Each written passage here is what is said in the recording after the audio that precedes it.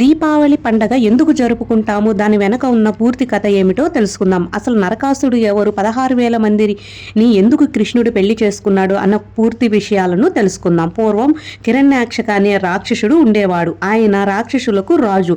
తన గర్వం ఎక్కువైపోయి భూదేవిని తీసుకొని పాల సముద్రంలో దాచిపెడతాడు.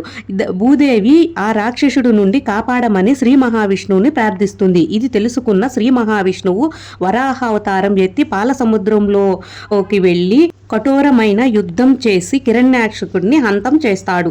తర్వాత భూలోకాన్ని దేవిని తన దంతాలతో ఎక్కడ ఉండిందో భూమి అక్కడే పెట్టేస్తాడు. వరాహ అవతారం నుండి విష్ణుమూర్తి అవతారంలోకి వస్తాడు. భూదేవి విష్ణుమూర్తి ఒక సమయంలో ప్రేమలో ఉంటారు. కొన్ని నెలల తర్వాత భూదేవికి ఒక బిడ్డ కూడా జన్మిస్తాడు. ఆ బిడ్డే నరకాసుడు. భూదేవి నాకు ఎందుకు రాక్షసుడు జన్మించాడు అని చాలా బాధపడుతుంది. ఎంతైనా తన కొడుకు కదా, తల్లి ప్రేమ ఎక్కడికి పోతుంది, ఉంటుంది కదా.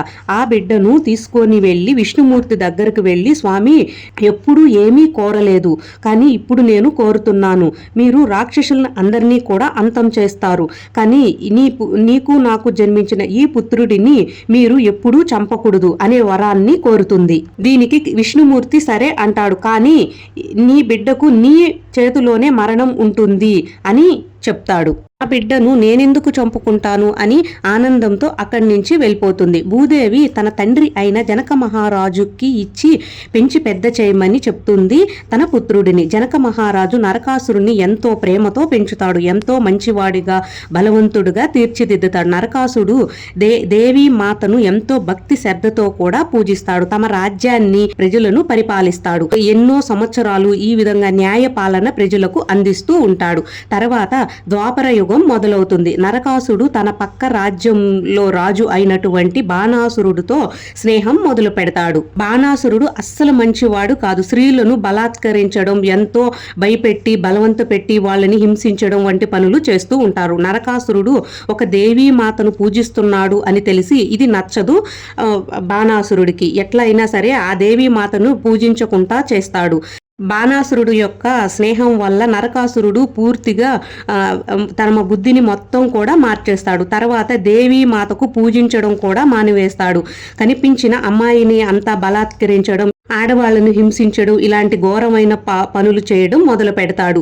ఇంద్రలోకంలో ఉన్నటువంటి దేవతలను కూడా ఎంతో బాధలు పెట్టి హింసించి ఘోరంగా అవమానిస్తాడు. దీంతో తట్టుకోలేక దేవతలు అందరూ కలిసి విష్ణుమూర్తి దగ్గరికి వెళ్ళి మమ్మల్ని కాపాడండి ప్రభు అని వేడుకుంటారు. ఆ సమయంలో విష్ణుమూర్తి భూమి మీద జన్మిస్తాడు. ద్వాపర యుగంలో కృష్ణుడిగా. భూదేవి సత్యభామగా జన్మిస్తుంది. ఆమెకు గత జన్మ గురించి పూర్తిగా ఏమీ తెలియదు.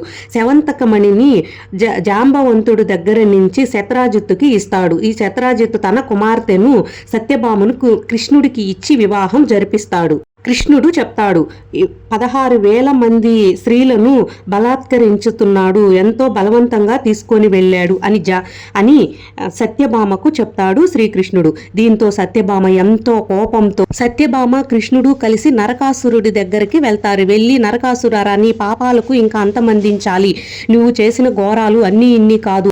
ఘోరంగా యుద్ధం చేసి సత్యభామ వధిస్తుంది నరకాసురుడిని. కృష్ణుడు 16,000 ఆడవాళ్లను ఇడిపిస్తాడు. వీళ్ళు సమాజంలో గౌరవంగా ఉండాలి అని చెప్పి 16,100 మందిని వివాహం చేసుకుంటాడు. అదే రోజున రావణాసురుడును అంతం కూడా జరుగుతుంది. కాబట్టి అయోధ్యలో రంగరంగ వైభవంగా దీపావళి పండుగను ఎంతో ఘనంగా జరుపుకుంటారు. అందువల్ల దీపావళి పండుగను జరుపుకుంటాం. మీకు గనక ఈ వీడియో నచ్చితే please like, share, subscribe. Thank you.